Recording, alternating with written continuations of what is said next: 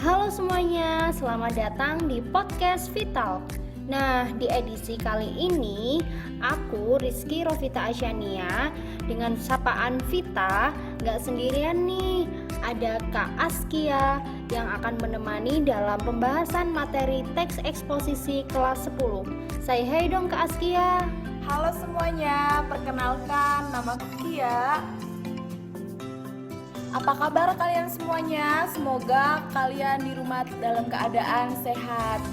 Oke, sebelum memulai pembahasan materi kali ini, alangkah baiknya kita berdoa terlebih dahulu ya. Dipersilakan untuk berdoa sesuai keyakinan masing-masing. Berdoa dimulai. Selesai. Oke, sebelum kita membahas lebih jauh mengenai teks eksposisi, adik-adik udah ada yang tahu belum sih teks eksposisi itu apa ya? Pernah nggak kalian mendengarkan atau melihat seseorang sedang mengungkapkan pendapatnya terhadap sesuatu hal di depan umum? Misalnya nih, kalian mendengarkan penjelasan dari seseorang tentang upaya menjaga kesehatan tubuh agar tetap fit. Nah, kayak gimana tuh Kak Askia? Coba dong kasih tahu. Oke, sebagai bahan untuk meyakinkan pendengar atau pembaca tentang suatu hal tersebut, tentu saja dong pembicara atau penulis harus menggunakan argumen atau alasan-alasan tertentu. Oh iya, paham. Jadi jenis teks yang digunakan untuk menyampaikan argumen itu yang dimaksud dengan teks eksposisi itu ya Kak Askia? Iya, betul. Oke, aku ulang ya Kak Askia. Jadi pengertian teks eksposisi itu salah satu bentuk tulisan yang menjelaskan atau menguraikan suatu pokok pikiran, ide, pendapat, informasi, atau pengetahuan tertentu agar diketahui oleh pembaca tanpa bermaksud untuk mempengaruhi. Gitu bukan Kak Askia? Nah, betul lagi. Nah, pendapat lain juga mengatakan bahwa teks eksposisi itu jenis atau ragam teks yang memiliki fungsi menyampaikan gagasan-gagasan berupa pemikiran tentang suatu topik. Oke adik-adik, teks eksposisi sendiri ini memiliki tujuan agar, kira-kira agar apa ya? Tujuannya apa nih Kak Askia? Nah, tujuan dari teks eksposisi ini yaitu sebagai sarana untuk memberikan dan menjelaskan informasi tertentu supaya dapat menambah ilmu pengetahuan dari pembacanya sendiri. Nah, sehingga dengan membaca teks eksposisi, maka pembaca akan mendapatkan pengetahuan secara rinci dari suatu hal atau kejadian tertentu. Oh, jadi gitu tujuannya. Nah, setelah kita tahu tujuannya teks eksposisi, kita juga harus tahu dong ciri-ciri teks eksposisi itu apa. Kak Askia, kira-kira ciri-ciri teks eksposisi itu apa ya? Oke, sekarang kita akan mempelajari ciri-ciri dari teks eksposisi tersebut. Yang pertama yaitu fakta. Faktanya dipakai hanya sebagai alat konkretisasi. Dan yang kedua yaitu bersifat informatif dan mengandung jawaban atas pertanyaan dari 5W plus 1H. Yang ketiga, penulis menyerahkan keputusan kepada pembaca tanpa ada keinginan untuk mengubah pandangan dari pembacanya sendiri. Dan yang terakhir, ditulis secara singkat, padat, dan akurat. Nah, setelah kita tahu apa pengertian, apa tujuan, apa ciri-ciri teks eksposisi, karena tadi Kak Askia bilang bahwa salah satu ciri-ciri teks eksposisi ada fakta. Oke, sekarang kita akan belajar fakta dan opini dalam teks eksposisi. Jadi, di dalam teks eksposisi, penyampaian argumennya itu dapat menggunakan fakta-fakta dan alasan yang logis. Kalau fakta itu disajikan dalam bentuk kalimat fakta, sedangkan alasan-alasan itu disajikan dalam bentuk kalimat opini. Nah, kira-kira apa ya kalimat fakta dan kalimat opini itu? Boleh dong Kak Askia dijelaskan kalimat fakta itu apa dan kalimat opini itu apa? Oke, yang pertama ya, yaitu kalimat fakta. Kalimat fakta merupakan hal atau peristiwa yang benar-benar terjadi. Dengan kata lain, fakta dapat dibuktikan. Lalu kita masuk ciri-ciri fakta. atau ciri-ciri kalimat fakta. Dan yang pertama yaitu kebenarannya bersifat objektif atau tidak memihak. Yang kedua, menunjuk pada orang, benda, jumlah, peristiwa, atau waktu tertentu. Yang ketiga atau yang terakhir yaitu jawaban dari pertanyaan apa, siapa, berapa, mana, dan kapan. Di sini nih ada contoh kalimat fakta. Yang pertama yaitu Indonesia merupakan negara kepulauan. Dan yang kedua, burung cendrawasih merupakan salah satu hewan langka yang dilindungi. Yang ketiga, penyakit tifus disebabkan oleh bakteri. Nah, dari salah satu contoh kalimat fakta yang udah disebutin sama Kak Askia, ada kan salah satu kalimat yang menyebutkan bahwa penyakit tifus itu disebabkan oleh bakteri.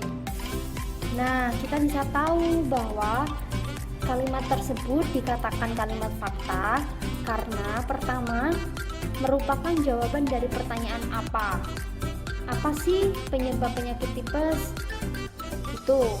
Lalu yang kedua, dari kalimat itu kita bisa buktikan kebenarannya melalui berbagai artikel penelitian yang menyatakan bahwa memang penyakit tifus disebabkan oleh bakteri. Bukan begitu Kak Askia? Ya, betul sekali Mbak Vita. Lalu kemudian kalimat opini. Apa sih kalimat opini? Coba dong Kak Askia jelasin kalimat opini itu apa? Nah, kalimat opini merupakan kalimat hasil pemikiran, anggapan, perkiraan baik dari seseorang maupun dari kelompok.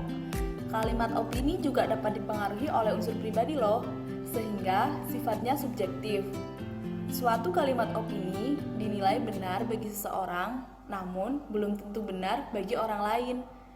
Nah, adapun ciri-ciri dari kalimat opini, yaitu yang pertama, kebenarannya belum pasti dan dapat ditandai dengan penggunaan kata-kata seperti mungkin dan sebagainya.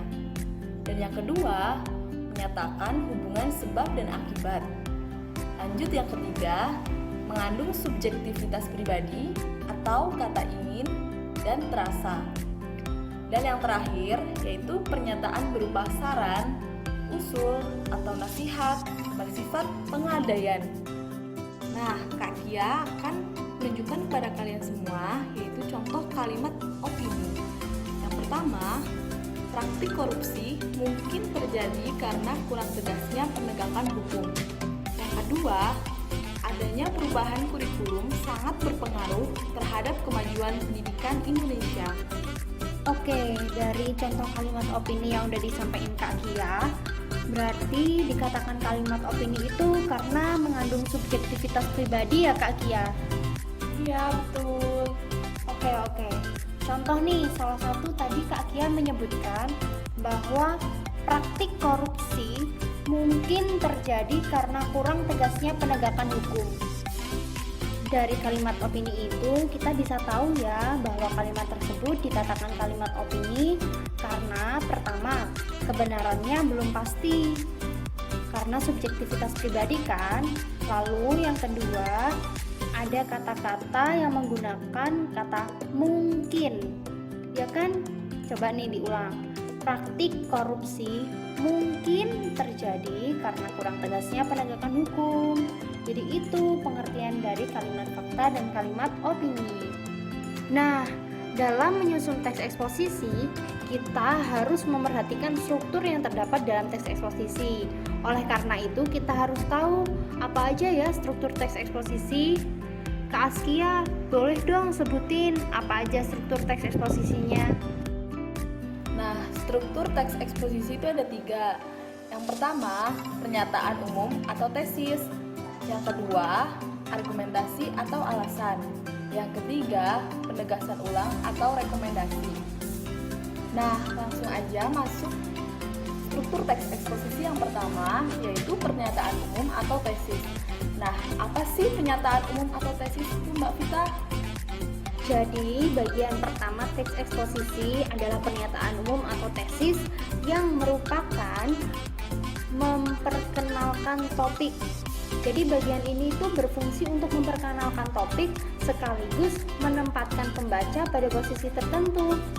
Karena dengan teks yang digunakan, penulis itu ingin mengemukakan pendapatnya, maka pembaca bisa berada pada posisi yang sependapat atau pada posisi yang berseberangan dengannya. Lalu lanjut ya ke bagian struktur teks eksposisi yang kedua. Apa ayo? Ada argumentasi atau pendapat. Apa ya Kak Askia arti dari argumentasi atau pendapat itu? Argumentasi atau pendapat merupakan unsur penjelas untuk mendukung tesis yang disampaikan. Argumentasi juga dapat berupa alasan logis, data hasil temuan, fakta-fakta, bahkan pernyataan para ahli. Oke, sekarang kita masuk ke struktur teks eksposisi yang terakhir, yaitu rekomendasi atau penegasan ulang. Nah, langsung aja. Pengertian dari rekomendasi atau penegasan ulang merupakan bagian yang bertujuan menegaskan pendapat awal serta menambah rekomendasi atau saran terhadap permasalahan yang diangkat pada teks eksposisi tersebut. Atau dengan kata lain, rekomendasi atau penegasan ulang adalah pengulangan yang dilakukan berdasarkan penguatan pada argumen yang telah disajikan dalam bagian sebelumnya. Yeay, akhirnya kita selesai juga ya dalam pembahasan materi teks eksposisi. Oke, Kak Vita ulangi lagi ya bahwa di pembahasan kali ini kita dapat memahami pengertian teks eksposisi, tujuan teks eksposisi, ciri-ciri teks eksposisi, struktur teks eksposisi, dan fakta opini teks eksposisi. Terima kasih Kak Askia sudah bergabung dalam podcast Vita. Sama-sama Kak Vita, sampai berjumpa kembali teman-teman semua. Selamat belajar. Bye.